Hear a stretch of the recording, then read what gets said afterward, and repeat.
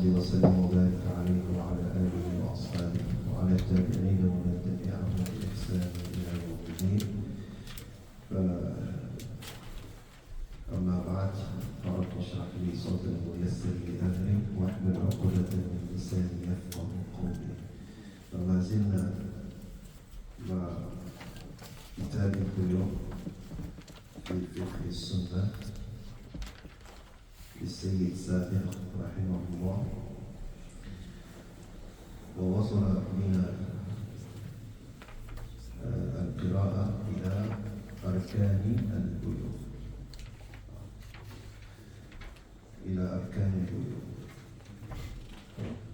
On est toujours avec le livre de Saïd Sabiq dans la compréhension jurisprudentielle du commerce ou bien la vente. Aujourd'hui, nous allons commencer avec les piliers de la vente en islam. بالنسبة للأركان كنا شرحنا بينا معنى الأركان. قلنا الركن هو جزء ثابت في ماهية الشيء، يكون داخل الشيء. بناء على هذا التعريف سترون أن الفقهاء اختلفوا في تحديد أركان البيوع. الحنفية أخذوا بهذا المعنى فقالوا لا بد أن يكون الركن هو حقيقة البيت ويكون داخلا في ذلك البيت. فقالوا الركن في البيوع شيء واحد وهو الصيغة، لأن البيت يكون بالصيغة.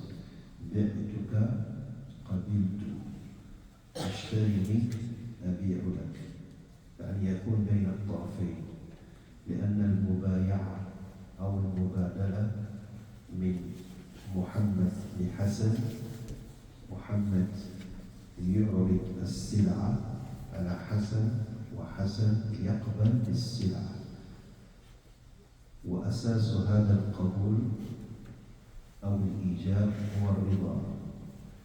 والشيء الذي يعبر عن رضا الطرفين أي رضا محمد بالبيع ورضا حسن بقبول السلعة،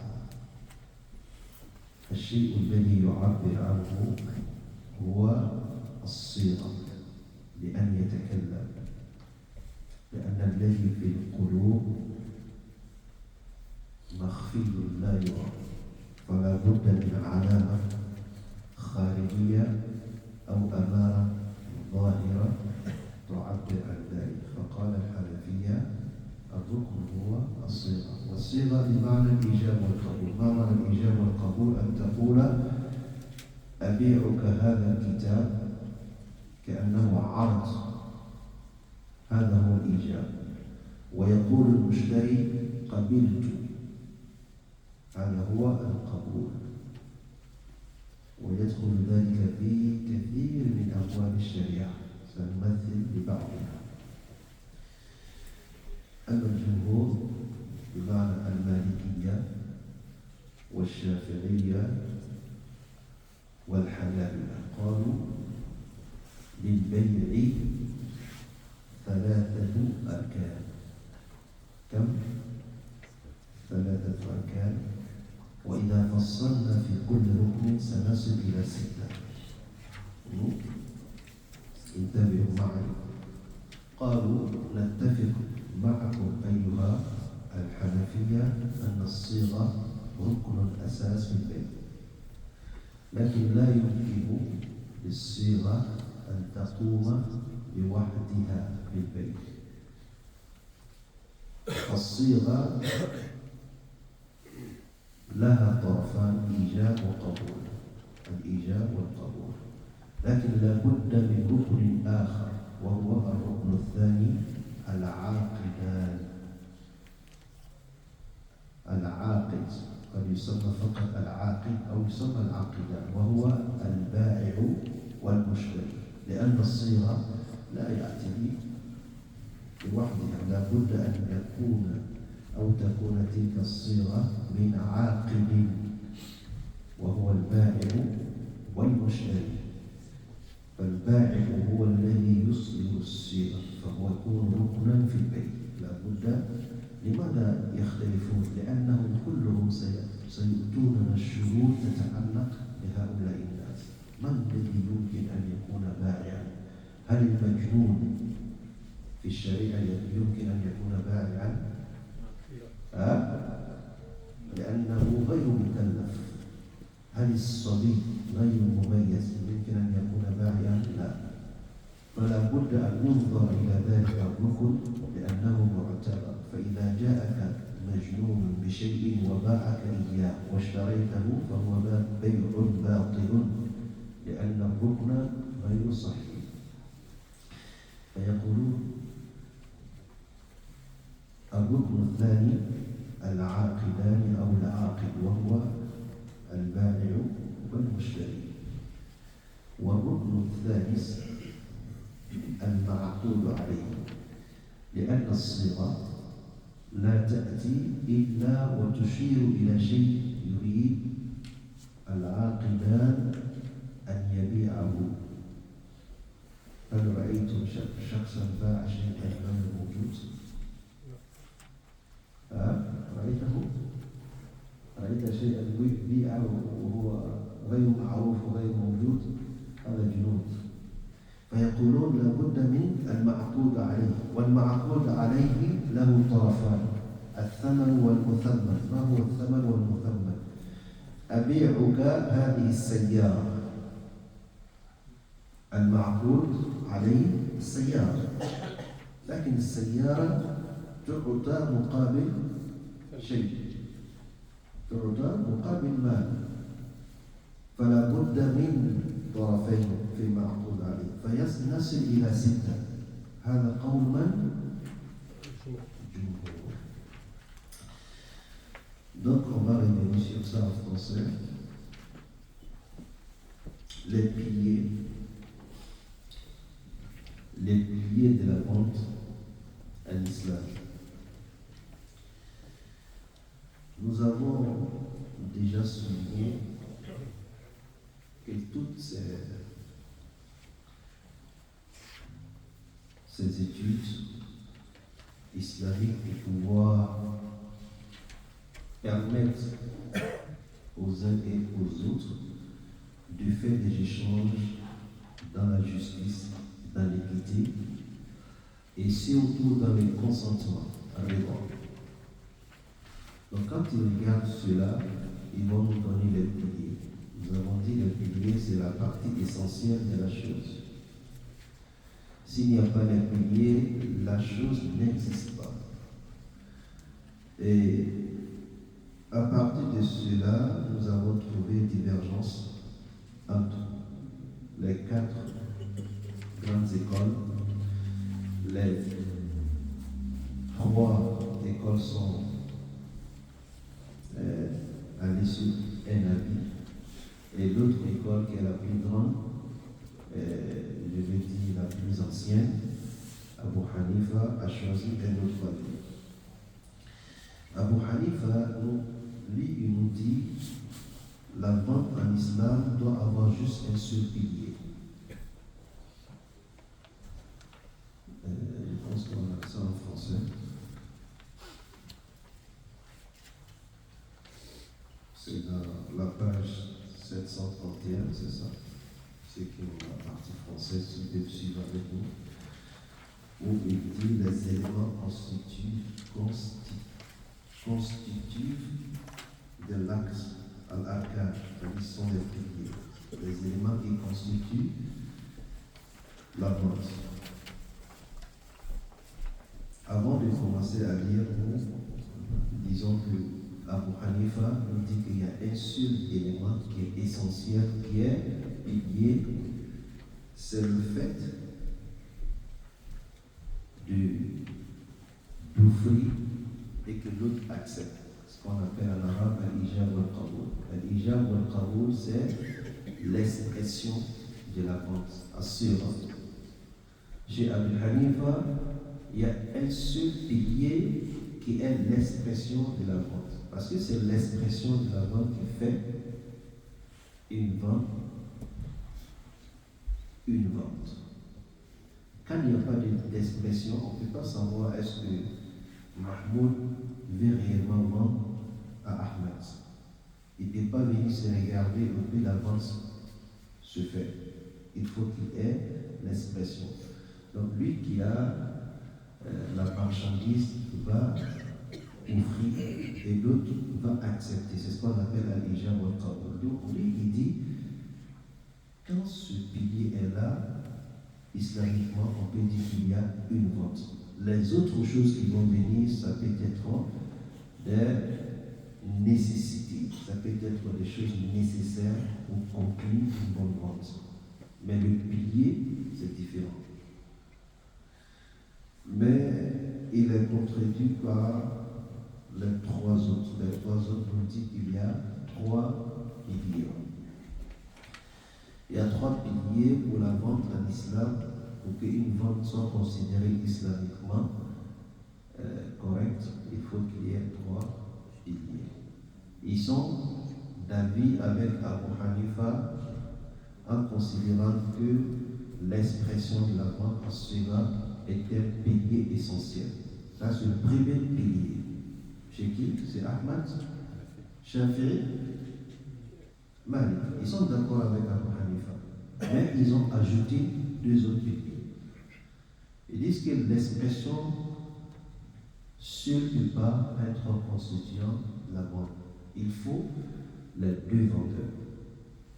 C'est-à-dire lui qui vend et lui qui achète. Nous avons dit que le terme arabe al-bari peut se traduire à lui qui vend et lui qui achète. Parce que les deux font des actions d'échange. Contractants. C'est ça, les contractants. Ceux qui font des contrats de la vente. Quand Mahmoud les vend, tu veux vendre quoi? Ma voiture. Il veut rien vendre. Mais je sais que toi, lui, il va vendre quelque chose. Un vélo. Un bureau? Un vélo. Bicyclette. Par fini, on va faire des enquêtes parce que tout le temps, il donne ses exemples. Est-ce qu'il a une boutique de bicyclettes? Donc, il veut vendre un vélo et Ahmad veut l'acheter. Il faut que Tahir et Ahmad soient considérés dans la vente comme des piliers. Pourquoi il parle de personnes qui sont des piliers? Parce qu'en islam, on regarde aussi les personnes. Est-ce que si l'un des personnes, supposons qu'il est fou, un fou en islam n'est pas considéré une personne à charge, mukallaf. Ce n'est pas une personne où l'islam considère ses activités. Parce qu'il n'a pas, il n'a pas de raisonnement. Donc ils vont regarder as-sira, l'expression, ils vont appliquer les conditions vont venir, ils vont regarder al-aqida, les deux contracteurs, ou bien les deux contractants, ils vont appliquer les conditions, et il y a un troisième pilier qui est al-ma'qud alayh, la marchandise. Et quand on va arriver vers la marchandise, vous allez trouver qu'il y a beaucoup de marchandises qui ne sont pas considérées islamiquement vendables. On ne doit pas les vendre. Est-ce qu'on peut vendre le porc? Les gens peuvent le vendre, mais islamiquement, est-ce que c'est une vente permise? Donc c'est un pilier, il faut regarder les choses qu'on va vendre. Donc il va y avoir des conditions sur les trois piliers. Mais Abu Hanifa, lui, il dit juste que c'est un seul pilier. Vous êtes d'accord avec qui? Jumhur. Toujours Jumhur. Hein? Mais dans l'explication, quand on veut regarder intellectuellement le sens du pilier, Abu Hanifa il a raison. Parce que l'expression se trouve au sein. Les autres sont là pour accompagner cette expression. Mais en réalité, comme vous l'avez dit, on parle de trois piliers comme les piliers de la vente. Abu Hanifa, Cheikh, ça peut laisser des failles pour les malhonnêtes, on va dire. Parce qu'il va prendre juste, il va le comprendre juste comme ça, as-saira, et le reste, il va l'annuler, il va conclure une vente, peu importe si elle respecte ou elle ne respecte pas les conditions de la vente. Non, il ne faut pas comprendre comme ça. Abu Hanifa, il n'est pas fou. Hein. Non. Il appelle ça pilier. Non, je sais pourquoi tu as compris comme ça. Mais Abu Hanifa, les autres piliers que les autres écoles ont considérés comme des piliers, il va les considérer autre chose. Comme des nécessités. Il va toujours aller faire les contours. Mais est-ce que ces choses-là ont la même valeur? C'est là la question des faits. Parce que quand ce n'est pas la même valeur, on peut corriger. Je donne un exemple. Quand je fais une erreur dans la prière, et cette erreur touche un pilier, qu'est-ce que je dois faire? Est-ce que je peux arranger la prière avec sa vidéothèque? Je ne peux pas. Parce que la valeur est tellement immense, il faut les faire. Mais quand c'est wajib,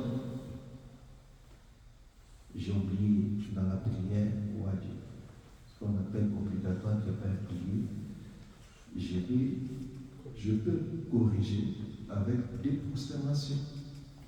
Donc c'est pour donner un but comment il regarde les choses, les valeurs de la chose. Donc, Abu Hanifa, comme je l'ai dit, il va considérer comme al-ma'qoud, par exemple, la marchandise. Il faut que la marchandise soit autorisée en islam. Mais est-ce qu'il va mettre ça comme un pilier? Non. Dans sa façon de faire les recherches. Oui, quand même. Est-ce que c'est comme une condition? Oui, il peut... Pilier et condition. Non, les conditions, c'est autre chose. On a dit les conditions ne sont pas au sein de la chose. Les conditions de la prière. Je parle pour les trois autres écoles. Non, les trois autres, ils considèrent ça comme Des piliers. piliers. Ils disent que ça doit être constitué de ces trois. Mais Abu Hanifa dit que non, ça peut se faire. Mais on va voir les choses, c'est belle et vous allez voir un peu pourquoi ils font divergence. On va aller pas à pas. Ici, qu'est-ce qu'on veut dire? On veut parler juste de piliers dans la vision des écoles islamiques. Dans la vente, toute vente que tu vas faire, il faut qu'il y ait ce pilier pour qu'on commence à considérer que c'est une bonne vente islamique. Donc, ce sont les piliers. Mais avec les exemples, Inch'Allah, ça va être plus clair.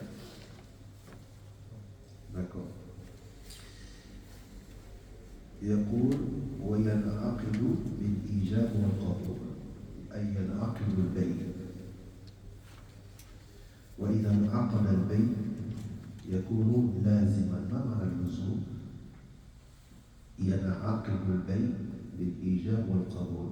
اللزوم في البيع أنك إذا عقدت البيع مع الشخص الآخر يلزمك أن تقدم السلعة ويقدم لك المال ويترتب على ذلك الأثر. والأثر هو أن البائع يستفيد بالمال والمشتري يستفيد بالسلعة. هكذا هذه الكلمة فقط تورد هذه المعاني كلها. ينعقد أي البيع بالإيجاب والقبول. والإيجاب هو أن تعرض عليه ويرد ذلك حتى في العقد، عقد النكاح. الركن الأساسي في عقد النكاح ما هو الركن الأساسي؟ قبول. يعني زوجت ولكن نسيت. قبول فقط. كيف تقبل ولم يعرض عليك أو لم تقبل؟ يعني واحد يأتي يعني في مونتريال ونأتي إليه ونقول خلاص أقبل يعني الإجابة قبول. لابد من الإيجاب والقبول. والإيجاب له شروط. هل هذا الذي يريد الزواج يوجب لدى كل مرأة؟ لا يمكن أن يأتي ويطلب الزواج بأخته مثلا. لا بد هناك المحرمات. ينظر في الإيجاب، يعني هو يطلب في هذا المجال، ينظر هل يجوز له. نعم يجوز له. فالذي طلب منه الآن ينظر فيه هل يقبل، وهو ولي المرأة، خلافا لمن؟ أبي حنيفة. أبو حنيفة أثرى الفقه الإسلامي، هو عنده الدليل يسمى بالاستحسان. هذا الدليل أخذ به كثيرا. لماذا؟ لأن في وقته كثر الوضاع الذين وضعوا الأكاذيب في الحديث، فما كان يقبل أي حديث، لكن كان يستحسن. والاستحسان هو أن تترك قياسا جليا ظاهرا لكنه يحدث مشكلة أو غموض في الأمر، وتأخذ بقياس خفي ظاهر لا يحدث الغموض. هذه في أصول الفقه. فأبو حنيفة يرى في الزواج الثيب، ممكن المرأة الثيب تزوج نفسها، هي تقبل القبول، لكن الجمهور يقول لا، القبول ما تأتي من المرأة أصلا، لا بد من ولي المرأة. فالإيجاب والقبول يدخل في أبواب كثيرة. نعم. وإذا تحقق فيكون اللزوم. ويستثنى من ذلك الشيء الحقير، كأن السيد السابق يشير إلى مسألة المعاطات. الآن لما تذهب إلى كوينور، تدخل في كوينور، هل تأتي بالإيجاب والقبول، أو تأتي وتأخذ التفاح وتأتي إلى لاكيس، إلى الصندوق، وتدفع وتخرج ولا تتحدث بأي إيجاب؟ هل هناك إيجاب كلامية غالبا؟ هل يقول أحد دخلت ولم تطلب من البائع في كوينور كم هذه التفاحة، ثم مش هذا معقول؟ معقول وهو الأصل. لكن عرفا الإيجاب والقبول قد يحقق بالعرف، وخاصة في الأمور التي ليست يعني بأمور العظام. هذا عند الشافعية، لأن المتقدمون من الشافعية يقولون لا بد من الإيجاب والقبول. حتى إذا أردت أن تشتري إبرة لا بد من الإيجاب والقبول، لكن مذهبهم في ذلك ليس هو الصحيح. والجمهور أبو حنيفة ومالك والشافعي يقولون بيع المعاطات ما دام عرف بأن فيه القبول والإيجاب وتعارف الناس عليه، وكان النبي صلى الله عليه وسلم وأصحابه يتعاملون بذلك، فيكون مقبولا.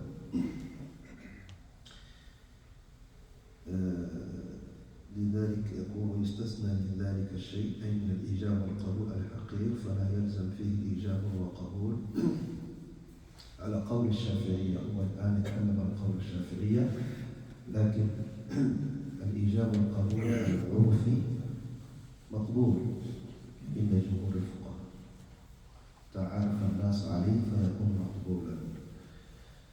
نعم. حتى زواج البكر سكوتها عن لا هناك مرحلة، السكوت مرحلة، لكن عقد مرحلة أخرى.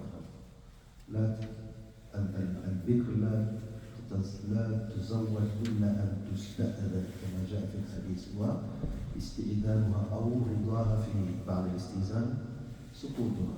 يعني الولي هذه مرحلة الولي لما يأتي شخص يريد أن يتزوج بابنتك فالإسلام يطلب منك أن تستأذنها، يقول جاء فلان يريد يتزوج بك.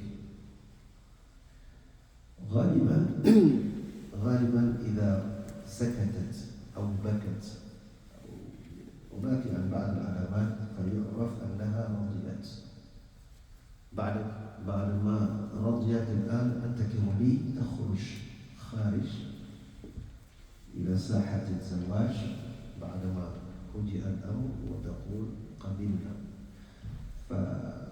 فسقوطها بالنسبة لسؤال الولي ليس بالنسبة للزواج، لأن هي ما تقبل في وقت الزواج أمام الناس، قبولها يكون في البيت قبل أن يأتي الولي ويمثلها. نعم.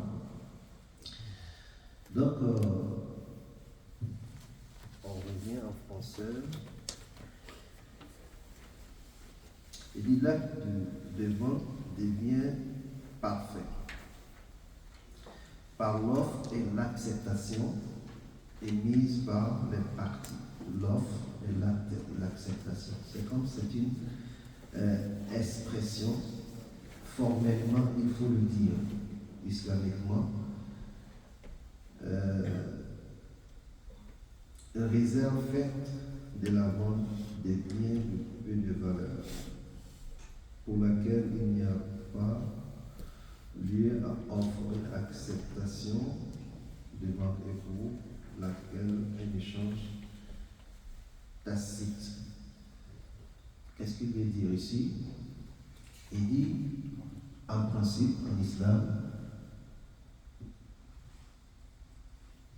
pour qu'une vente soit considérée valable, il faut qu'il y ait le pilier qui est l'offre et l'acceptation, pour que la vente soit parfaite. Mais il y a des ventes appelées ventes tacites. Tacite, c'est le mot accord. C'est une vente qui se fait sans que les deux parties se parlent. Et cette vente aussi est considérée comme acceptée si c'est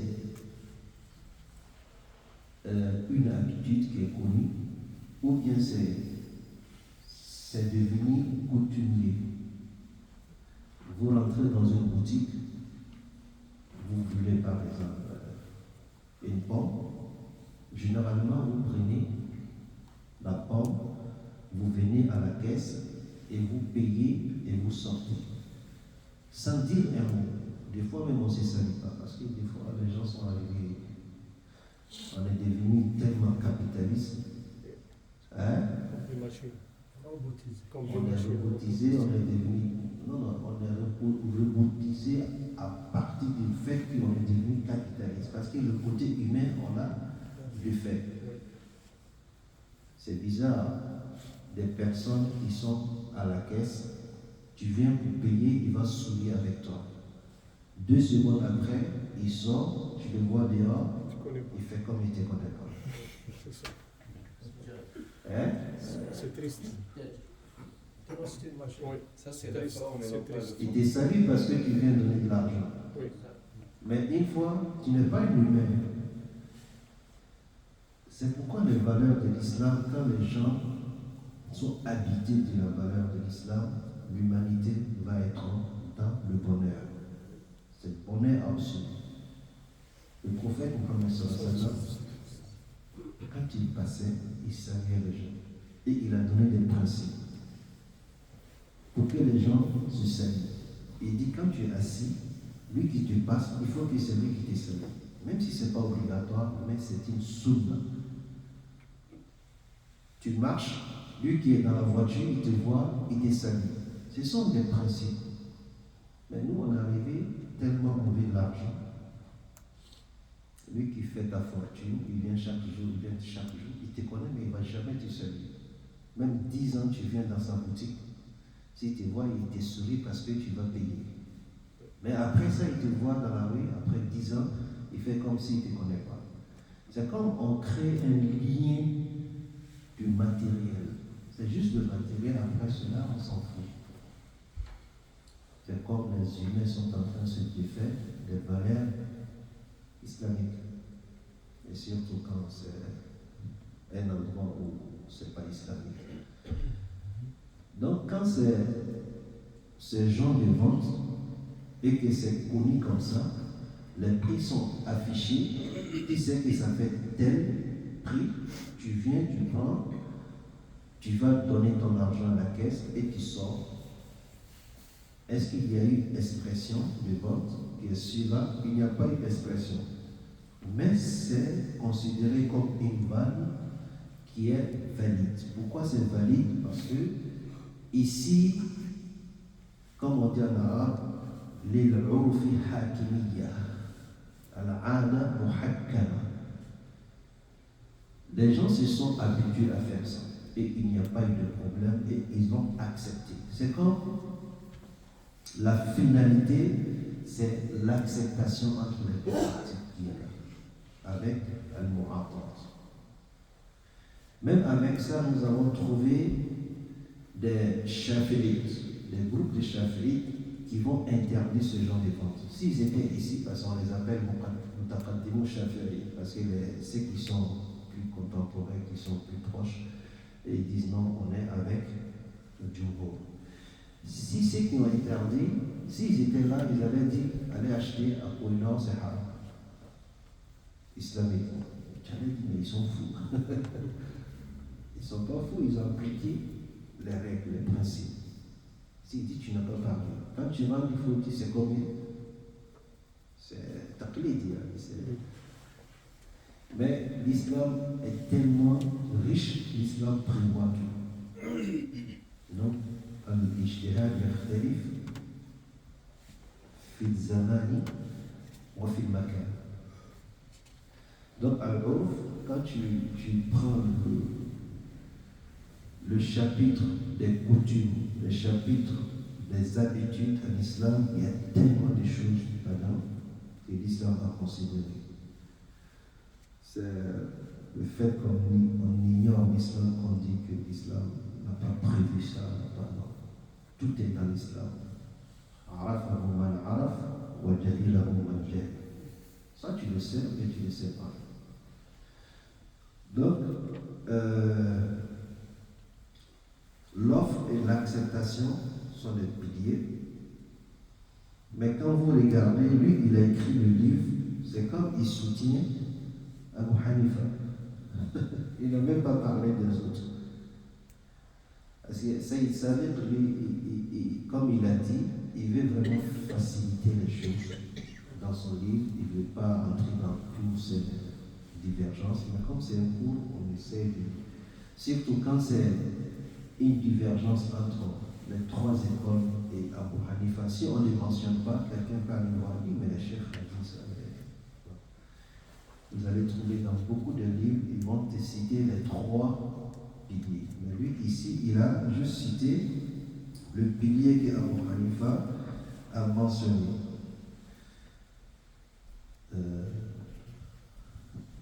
Est-ce qu'il y a des questions? Parce que là, il va nous ramener dans Al-Qa'ida al-Fiqhiyya. Il y a beaucoup de paroles là-dessus. Je ne vais pas commencer, sinon on va rester très longtemps. القاعدة الفقهية التي تقول العبرة العرف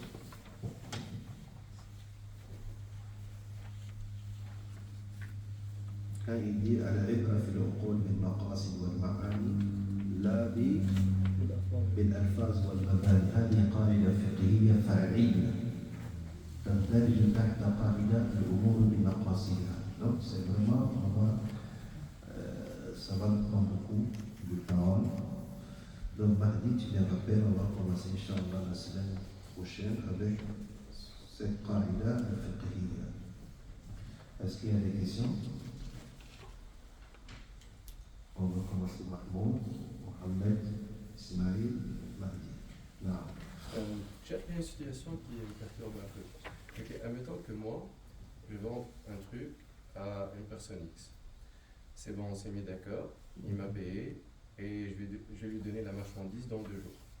On va dire cette marchandise, c'est un couteau. Ok. Ah, donc, وقع العقد بالإيجاب والقبول.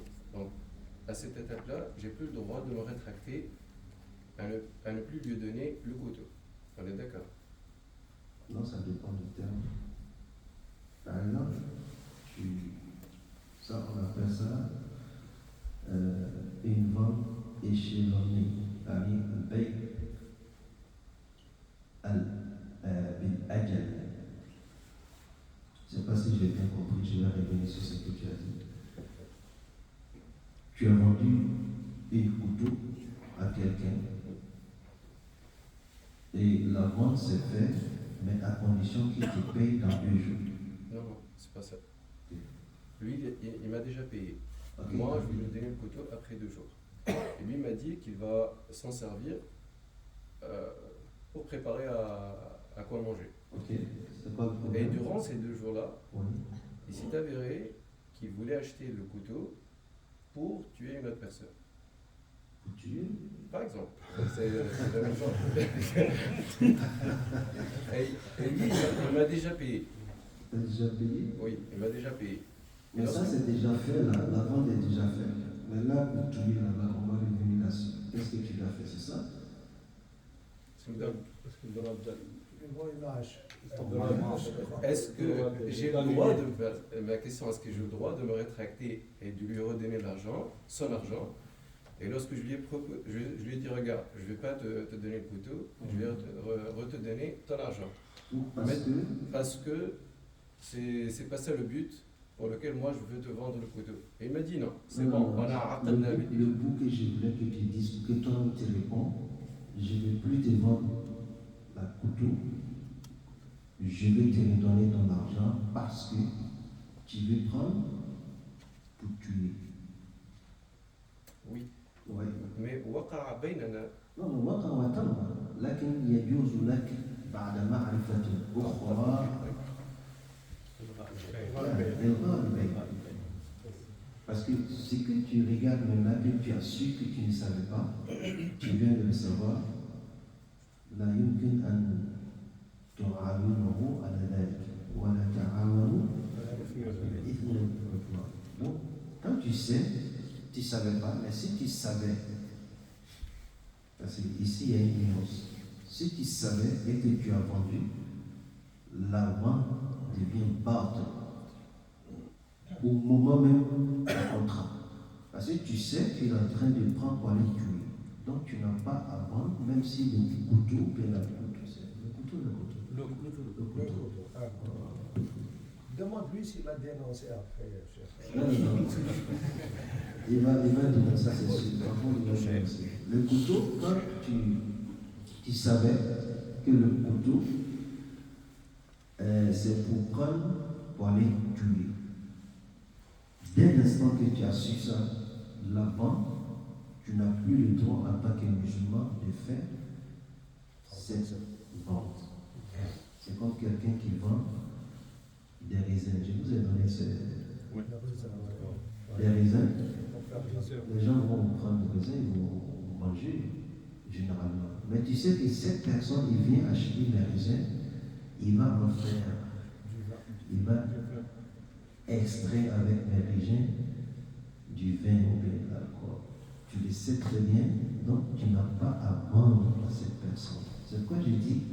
Quand ils disent que les piliers sont 3, ils vont regarder al-mushtari ou al-niyatu. Ils vont te regarder, toi, mais tu peux vendre, tu n'es pas un fou. Mais lui qui vient acheter, ils vont l'étudier. Et tu sais très bien, il va prendre ça pour faire al-ma'asya. Il va aller faire un péché. Et tu le sais, tu ne vas pas dire non, moi je vends seulement. Non. Parce que là, tu vas contribuer et tu vas l'aider à réaliser ce qu'il veut faire. Ça, c'est un premier aspect. Tu le savais, tu n'as pas le droit. Mais tu ne savais pas. Tu as conclu la vente avec lui. Après 2 jours, tu dois lui donner la chose vendue. Et là, tu as su, il va prendre. C'est pas comme ici, on ne dit pas non, je pense, tu sais. Parce qu'on a fait bien l'ilm ou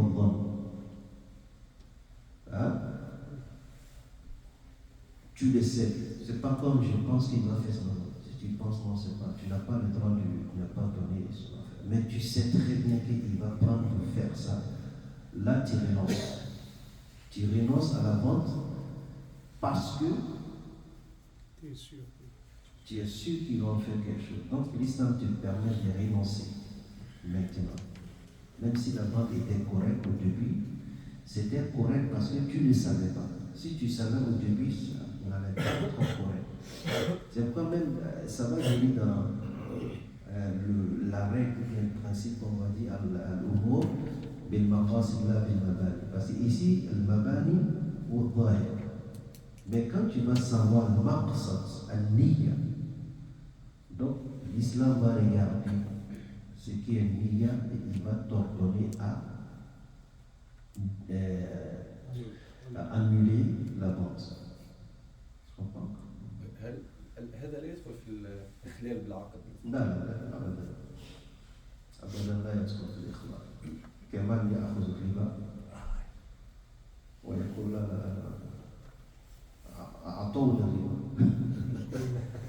أنا ما طلبت.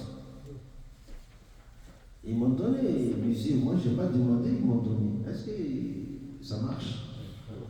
Hein? Il va dire non, je n'ai pas fait d'action, je n'ai pas demandé, mais ils m'ont envoyé le riba, donc je vais prendre. Non. En tant que musulman, tu es considéré comme un acteur à part entière dans ce qui est haram. Tu ne dois pas prendre, tu ne dois pas donner. Ma u'tiya akhduhu ma hurrima akhduhu hurrima i'ta'uhu. هذه قاعدة فقهية. Donc il n'y a pas de problème. C'est pourquoi je dis les solutions sont en islam. Il y a maintenant c'était Mohamed. Vous avez dit que les 3 écoles elles disent qu'il faut qu'il y ait un vendeur et un acheteur. Moi aussi, admettons, moi je vais acheter une voiture, mais je ne peux pas aller, je peux avoir un intermédiaire pour qu'il fasse un achat pour moi. Oh, un intermédiaire, ça va être au makil. On appelle ça un veille. C'est malade. C'est ton représentant, ton mandataire. Ça aussi, ça existe. Parce que quand toi-même tu n'es pas là, et lui qui va te représenter, il faut que lui, il ait les conditions qui lui permettent d'acheter ou bien de vendre. Tu ne peux pas envoyer un fou pour te représenter. Hein? Tu ne peux pas envoyer un enfant qui n'est pas pubère pour te représenter. Mais si c'est quelqu'un qui a les mêmes facultés que l'islam considère que tu as envoyé, c'est comme celui qui te représente. Mais par contre, ça peut nous donner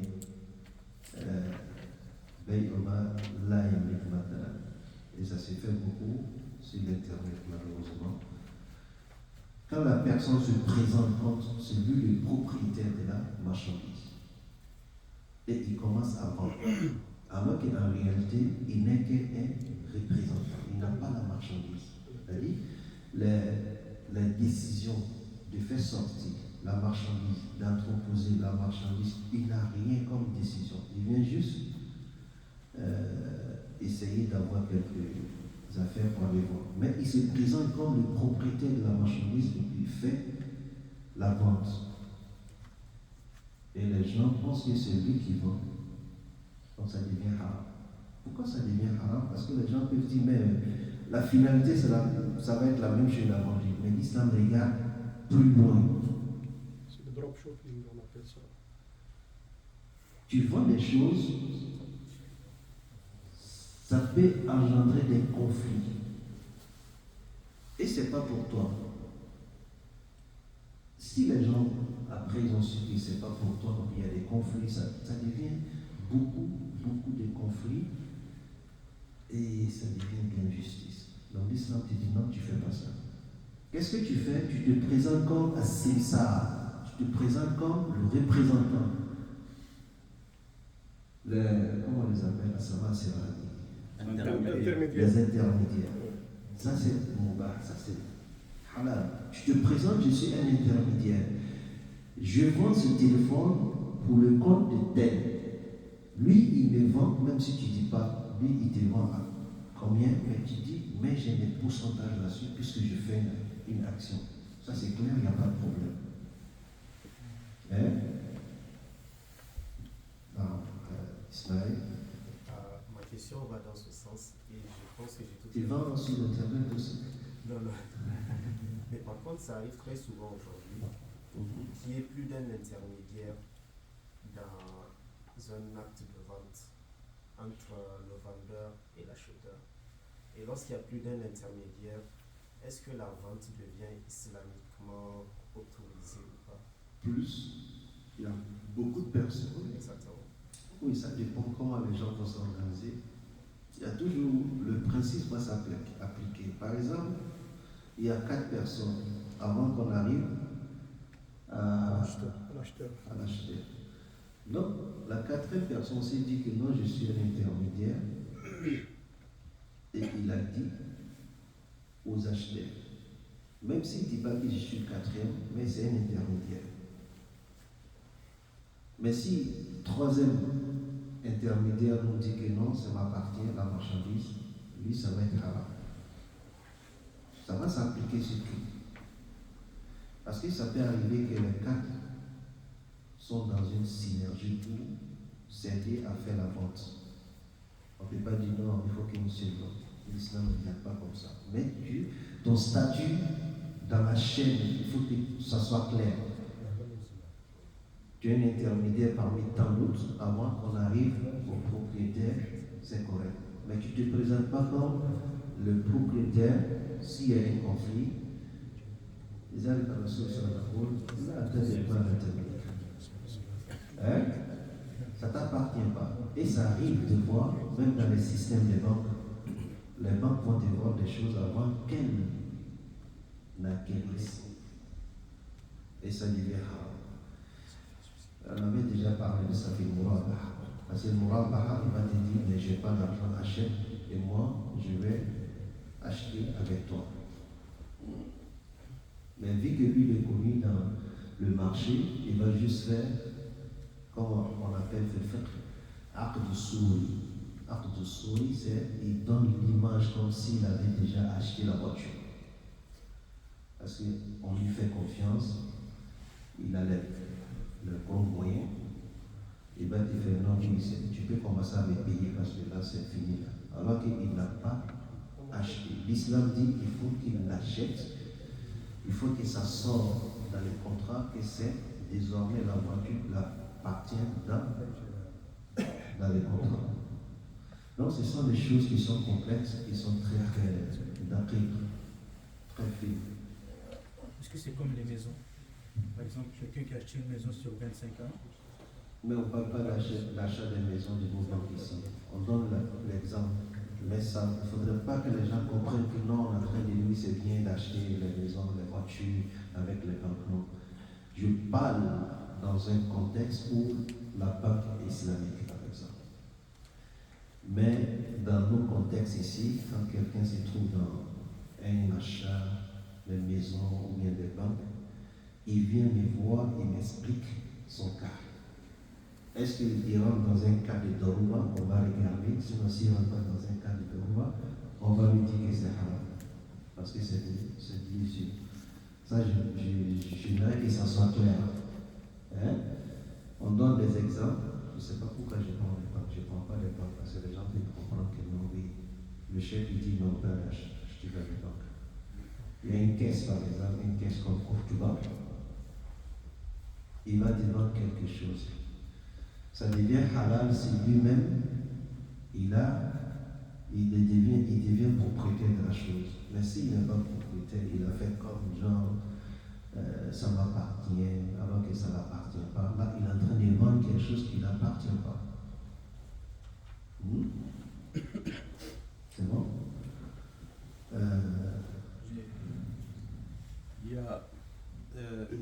commerciale qui est fréquente dans le secteur du bâtiment, la construction des immeubles et des appartements. Les commerciaux, ils te vendent des appartements ou des biens sur des plans. Les gens, ils achètent que sur des plans. C'est des projets qui vont se construire dans 2 ou 3 ans. Est-ce que ça, c'est ma hukm sharaf dans cette situation? Il va répondre parce que j'ai déjà répondu ça ici. Zakir Nas, mais c'est bon, comme il y a trop de cours, je ne sais pas c'est quel cours. Ça, on appelle ça Bay'ul Istisna. Bay'ul Istisna. Bay'ul Istisna, c'est-à-dire une vente sur une carte, je peux dire ça, sur un plan. Un plan. Jumhur al-Fuqaha, la majorité des Fuqaha ne voient pas de mal à ça parce que ça rejoint un peu à Salam. Quand la maison est décrite avec tous les éléments sur papier, comme si tu voyais ta maison, et la personne, il a les moyens conséquents pour acquérir les terrains. C'est une entreprise immobilière qu'on sait ses moyens. Il a déjà fait ce genre d'activité et qui te fait sortir un plan. Et les plans sont cautionnés par les autorités autres. L'islam te dit, ça devient halal, ça devient licite parce qu'on appelle ça l'investissement. الاستثناء من الصناعة الاستثناء بمعنى الطلب في العربية استقراض بمعنى الطلب صناعة الاستثناء donc demande de construction. C'est une vente de demande de construction. Donc les conditions vont être appliquées. Le principe c'est halal, mais l'islam va regarder le contour. Tout ça pourquoi? Pour préserver la justice, l'équité. Parce qu'on a dit tout ça c'est pour avoir le consentement. La yahillu ma l'imri'in muslimin illa an tayyib nafsin min. Donc l'islam ne va jamais permettre à des personnes qui vont jouer avec les sensibilités des gens, les pousser à entrer dans des contrats fictifs, des contrats qui n'existent pas. Donc on va regarder qui t'a proposé à l'investissement, qui t'a proposé, ou bien ça, qui tu veux faire. Ils vont regarder l'existence de la compagnie, ses capacités, tout, et après ils vont te dire oui, ça devient halal. Ça c'est une partie de halal, mais ce n'est pas totalement halal. Donc ça devient totalement halal quand il va te donner le produit. Et que ce qui était sur le papier, c'est exactement qu'on t'a donné. Tu prends halal. Mais s'il te donne qu'il y a des manquants, il te dit qu'il va te faire 3 chambres, et tu vois qu'il a fait 2 chambres. Là, il y a khiyar al-fasl. On appelle ça khiyar al-fasl. Tu as le droit de renoncer et demander ton argent. S'il a fait des manquements dans le contrat, en ce moment, tu as le droit de renoncer, le plein droit, ce n'est pas un droit partiel. Tu as le plein droit, khiyar al-fasl, de demander, voici ce qu'on s'est dit, c'est écrit, tout est clair, maintenant tu viens me donner un produit qui est différent. Si c'est différent, là, le khiyar. Khiyar ne veut pas dire que tu es obligé de renoncer. Hein? La khiyar, quand on dit la khiyar ma'ad-darura ou ma'al-wujub, tu n'es pas obligé. Donc, c'est à toi maintenant de faire la décision, ou bien de donner la décision, ou bien tu es le maître d'acceptation en ce moment. Si tu dis, ok, ben, c'est déjà fait, même vous n'avez pas mis l'autre chambre, j'accepte, c'est pas grave. Mais je demande que vous m'aidiez pour manger. Hein? Il y a le Moasri, il y a d'autres qui vont te dire, au lieu que ça devienne conflit, tu demandes qu'on te dédommage. On te fait réduire une partie. Parce qu'il y a une chambre qui manque, tu peux demander. Mais si tu dis non, je ne veux rien savoir, parce qu'ils ont fait de telle sorte que j'ai perdu la confiance, c'est ton droit. Tu demandes la totalité de ton argent. Et islamiquement, on les oblige à te rembourser. Et ils vont prendre leur maison et ils vont en faire ce qu'ils veulent. Ça, c'est investissement. Oui, avant, il y avait un problème. En fait, je voudrais savoir la chose al-khiyar, le fait d'option de choisir dans la vente, si ça fait partie des piliers ou des choses, conditions. Non, c'est pas chaud, c'est pas. C'est une déduction du charte. Parce que khiyar, il y a deux façons de khiyar. Quand on va chez Malik et Abu Hanifa, c'est différent de ce qui se trouve chez Shafi'i et Ahmad. Ahmad et Shafi'i vont te prendre hadith du Nabi sallallahu alayhi wa sallam al-bay'an bil-khiyar ma lam yatafarraqa, un hadith sahih. C'est un hadith qui dit les deux parties ont le choix avant qu'ils ne se séparent. Quand vous faites un contrat, tu as le choix de renoncer, de dire non, je ne veux plus. Madame t'a fait majlis al-aqd, ça veut dire quoi? Avant que tu te sépares de lui. Et avant de contracter. al-iftiraq fi kulli shay bi hasabihi. Ça veut dire quoi? Tu as conclu une vente avec quelqu'un au téléphone. Est-ce que vous êtes ensemble? Vous n'êtes pas ensemble. Mais au téléphone, c'est considéré que vous êtes ensemble jusqu'à ce que tu dis oui, c'est fini, tu as rapproché. Hein? Vous êtes dans la boutique.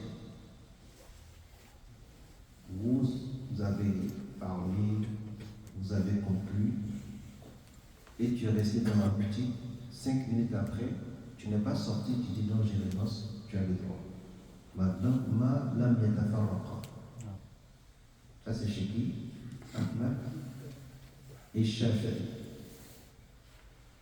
Et ils vont avec ce test. Mais Abu Hanifa et Malik nous disent non, il n'y a pas de khiyar. Sauf si vous avez mis une condition. Chez Ahmad et Shafi'i, que tu mets une condition dans le contrat ou pas, tu as le khiyar jusqu'à ce que tu te sépares de la personne. Mais Malik et Abu Hanifa, ils disent tu as conclu tout de suite dans la boutique, tu es dans la boutique, c'est concluant. Sauf si tu avais mis dans le contrat, bon, je vais l'accepter jusqu'à ce que je sorte de la boutique, ou bien jusqu'à ce que je rapproche. C'est un peu difficile chez les deux grands imams. Donc, à ce moment, ça devient comme les mustalzamat al-bay'. يعني من المعتبرات في البيع الإسلامي. Ça ne veut pas dire que quand tu fais une vente, à tout moment tu peux revenir pour dire non, je ne veux plus. Là, ça ne marche pas. Parce que tu as déjà conclu, mais le khiyar peut intervenir dans, le choix peut intervenir dans des cas, comme le cas, j'ai fait un achat à long terme, et quand on m'a ouvert, j'ai vu qu'il y avait quelque chose qui manque. Donc le khiyar vient facile. Le khiyar peut venir ordinairement, même si tu ne donnes pas des conditions pour ça, en tant que musulman, tant que tu es dans la boutique, que tu n'as pas sorti, le khiyar, le choix de renoncer peut s'appliquer. Mais ce n'est pas une condition pour dire s'il n'y a pas khiyar, il n'y a pas bête. Parce que condition, ça demande ما يلزم من عدمه العدم. Les politiques de retour dans les magasins ou les sites commerçants. Parce que ça.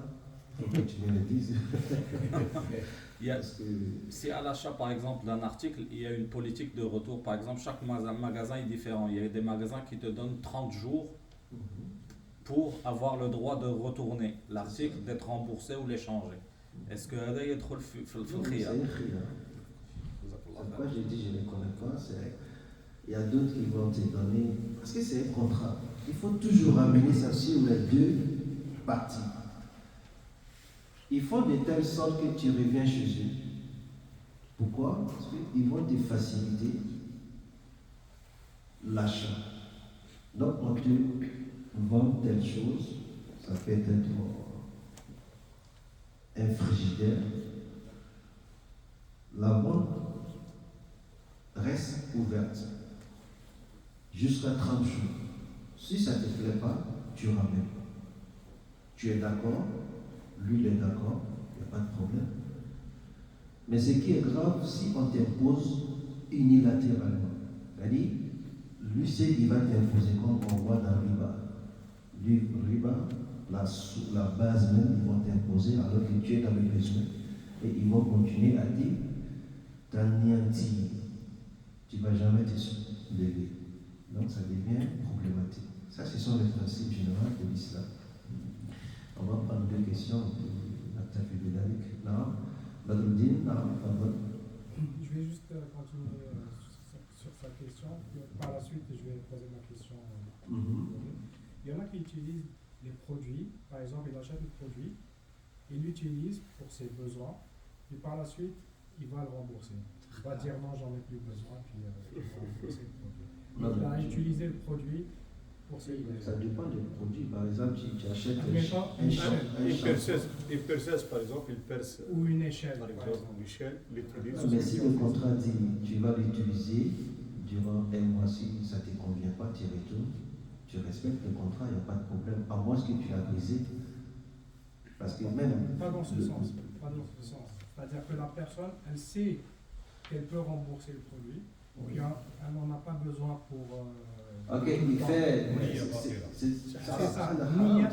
C'est ce qu'on va dire dans le Qaïda. Al-Ibra bil maqasid, la bil mabani. Lui, il sait très bien qu'il vient pour acheter, il ne vient pas pour acheter. Il vient tromper pour pouvoir aller utiliser pour ramener. Ça, c'est haram. Il n'y a même pas. On pense, je ne sais pas comment je vais dire ça, c'est voir, c'est haram. Parce que son intention, déjà, transforme la chose haram. Il vient, il va prendre une perceuse chez Rona, il va travailler une semaine, après il va dire non, je ne veux pas plus ça. Et la semaine prochaine, il va aller au bureau en gros. Il va prendre une perceuse pour faire son travail. Allez, il fait ça, il fait l'arrière. Hein? Ma question était, il y a une pratique qui se fait, par exemple, un intermédiaire, il achète, on va dire dans le domaine de l'agriculture, il achète toute la récolte de l'agriculteur. Et par la suite, il va stocker cette marchandise ou cette récolte. Il va créer un besoin. Et ça, après quelques temps, ça va générer, dans la société, ça va créer un besoin. Puis ça va لا يحتكر إلا قول النبي صلى الله عليه وسلم إلا ظالم أو ملعون أو شيء من هذا القبيل. Mais des fois, les ulama, ils vont envoyer des choses. Il y a des gens qui vont faire ihtikar, c'est-à-dire ils vont, comment on appelle ça en français, ihtikar, il va le monopole. Il va stocker pour créer une pénurie. Si déjà là dans la communauté, dans la société, ça devient automatiquement haram. Il faut faire sortir. Mais s'il n'y a pas de besoin que tu as gardé, c'est ton système de faire du commerce, chourout, l'ulama et koloma et 12 lacs, parce que tu ne fais pas mal à quelqu'un. ينظر دائما المقاصد. Tu veux, c'est un système que tu es en train de faire pour pouvoir venir en aide. Mais le besoin n'est pas là parce que ça se trouve partout. Mais généralement, les gens le font parce qu'ils veulent créer une pénurie. Et après, ils vont sortir et puis ils vont vendre ça cher. Donc le principe en islam, c'est haram. Parce qu'il faut faire la différence dans ce qui est haram, mais des fois, il y a des situations qui vont rendre ça halal par rapport à la personne. On dit riba haram, mais dans le Coran, il y a des situations qui vont dire, mais pour lui là, il peut le faire jusqu'à cette limite. C'est toujours comme ça. Mais le principe, à l'ihtikar haram. Il n'a pas à faire ça. La dernière question, pour Ismaël. Je ne sais pas si cette question viendra par la suite de la présentation. Dans une vente, s'il y a de la volatilité ou bien de la spéculation, est-ce que ça peut causer un problème dans l'acte de vente, islamiquement parlant? Donne-moi des exemples concrets. Ok, un exemple concret. Dans les trading, C'est quoi trading? Trading, c'est acheter une action en ligne. Parce que je veux que tu t'expliques. Est-ce que les gens qui vont comprendre ça? C'est la bourse. Ok, c'est dans la bourse. Acheter une action en ligne dans le but d'investir. Maintenant, ça peut arriver que j'achète une action aujourd'hui et que demain, l'action subisse de la volatilité. Donc l'action peut aller à 200%. Est-ce que dans ce cas, j'ai le droit de vendre tout en sachant qu'il y a eu une volatilité et de la spéculation? Tout ce qui est question de bourse, volatilité, c'est des questions qu'on n'a pas le droit de répondre une réponse générale. Il faut toujours amener le cas, on regarde. Parce que les achats dans les bourses, déjà, il y a un point d'interrogation. Comment ça se fait? Est-ce que ce sont c'est l'or qui est acheté, c'est l'argent qui est acheté? Là, il faut le voir dans les riba al-fadl. Riba al-fadl, le riba de surplus, généralement vient intervenir dans ça. Il faut regarder aussi, quand vous parlez de volatilité, est-ce qu'il y avait une intention? Donc c'est toute une question, une série de questions qu'on doit répondre avant de dire c'est halal ou haram. Parce que c'est très complexe. Pourquoi c'est complexe? Parce que ça donne facilement l'argent. Et il y a beaucoup d'aspects qui sont inconnus. On ne peut pas dire c'est haram, halal. Quand c'est comme ça, la personne vient nous décrire le cas. Voici comment ça se passe, voici comment ça se passe. Ça peut être comme ça. Donc on donne les réponses par rapport à la situation présentée. On ne dit pas non, c'est halal, bien c'est haram. Quand tu fais ça, tu n'as pas suivi les conditions du fatwa. C'est bon? Toi, tu fais ça? Je fais ça, mais sur du long terme. Parce qu'il y a beaucoup d'argent. J'espère que tu donnes zakat. Parce qu'il y a une autre aspect des zakat qui vient aussi. Donc, tu vois, il y a beaucoup de choses qui viennent avec ça.